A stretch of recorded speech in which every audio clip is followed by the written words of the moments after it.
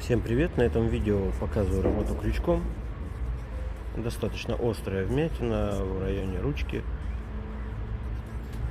И наша задача здесь, так же как мы работали клеем в предыдущем видео, здесь нужно поднять крючком чуть в плюс, плюс забиваем и дорабатываем крючком.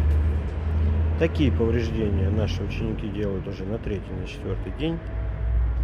Это не сложное повреждение при определенных технических навыках.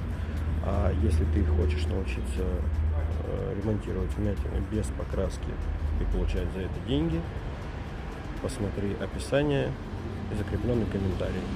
Мы находимся в городе Краснодар.